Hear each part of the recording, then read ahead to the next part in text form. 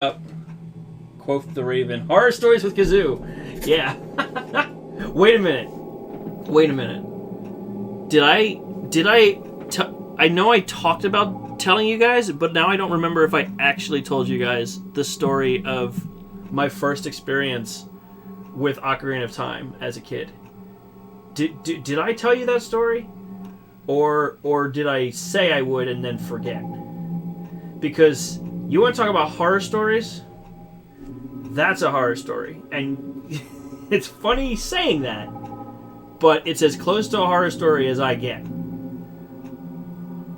Uh, did no, not quite. Ben did not drown. Don't do that to me. That's some scary crap, for real. But let me know. Tell it for the people in the back. All right. So the year was, well. Let me wind the clocks back 2 years before Ocarina of Time.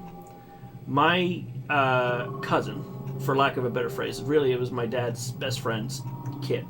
We're gonna call him uncle. He's a cousin, whatever. Not actually a cousin. Doesn't matter. Inconsequential. I'm moving on.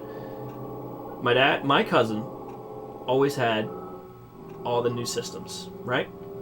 And he was a good 3-4 years older than me. So he was, let's say, 12, 13, 14. I was, no, okay, let's say he was 12, I was 6. Something along those lines, that kind of an age gap. I was super into all video games that I could find. I didn't have a system yet. But he had the Nintendo 64. It was 1996. It had just come out. Big deal. Real big deal. 3D. Hyper-realistic graphics. Project Reality. This was a big deal. So... of course, 6-year-old Kazudak really wants to play. My cousin doesn't want to share, but Dad makes him share. Thanks. A little bitter about this. What does he do? In Mario 64, which is the game that he was playing, he takes me to Bowser. Says, go forth, have fun, do it, see what you can do. And me, I'm still a scaredy cat. I still can't do horror movies. If I watch a horror movie right now, I have nightmares about it for a week.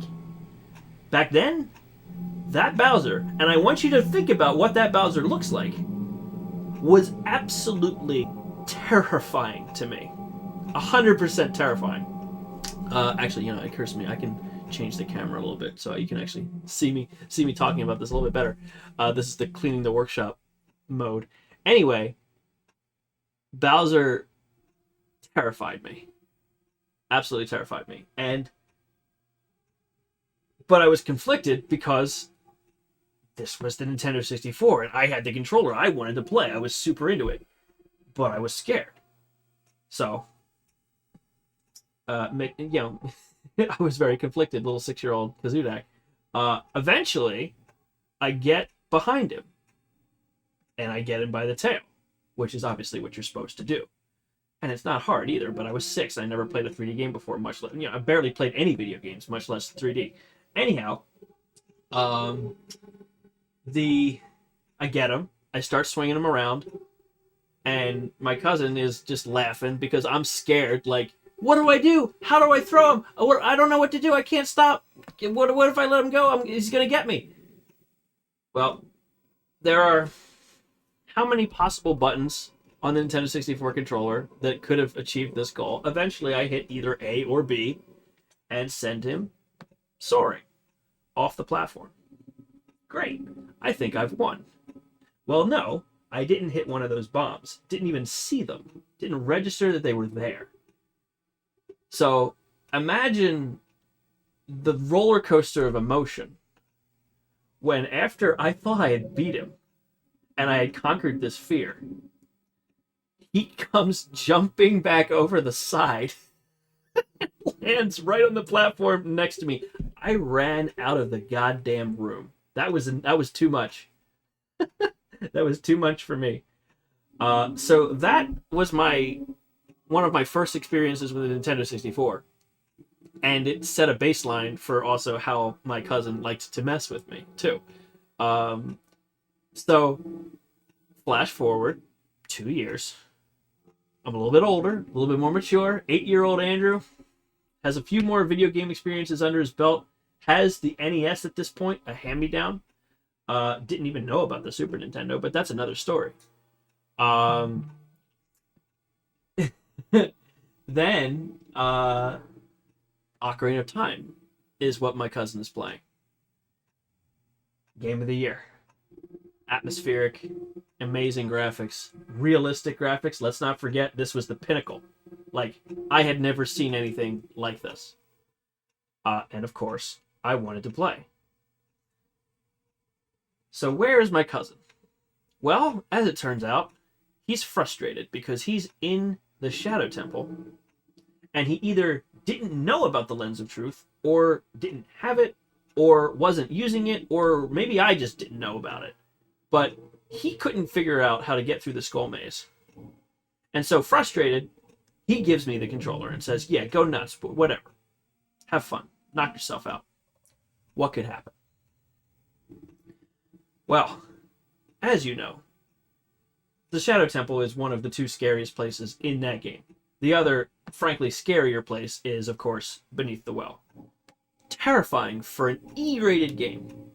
Anyway, I digress.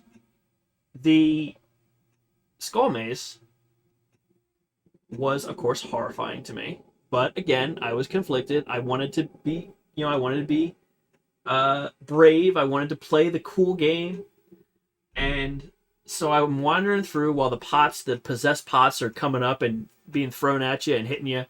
And then I find a hole in the wall. I find a hidden door through the wall. And I think, oh my God, I made it. I made it out. I found my way through. My cousin's going to be so impressed. And so I open the door. And anyone who knows what comes next after that maze knows where this is going.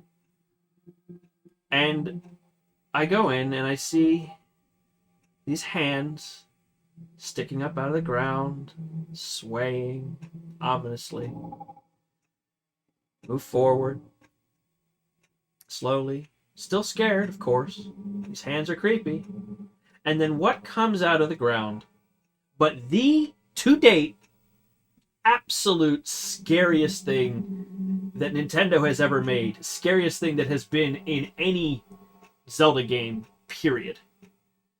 Dead fucking hand.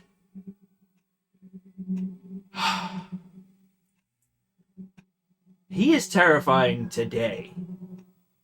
And when you think back, when you put those rose-tinted goggles on for your N64 glasses, or for N64 glasses, N64 graphics, this was a terrifying enemy. And he grabs, like the hands grab you, and then he pops out, and he lowers his head, and he opens his mouth like really low, and also, by the way, the fan art of this thing is as terrifying as it was to me in my head. Yeah, I didn't win that one. As again, I screamed and ran out of the room. I didn't go back to Ocarina of Time until I was like, thank you. I didn't go back to Ocarina of Time until I was like 12 or 13. Eventually, I did get a Nintendo 64, and I remembered not what this game was. I didn't even know what this game was at the time. But I remembered what it made me feel like and how scared I got, but also that it was interesting. It was a guy with a sword going on an adventure. That was cool, but this game was terrifying.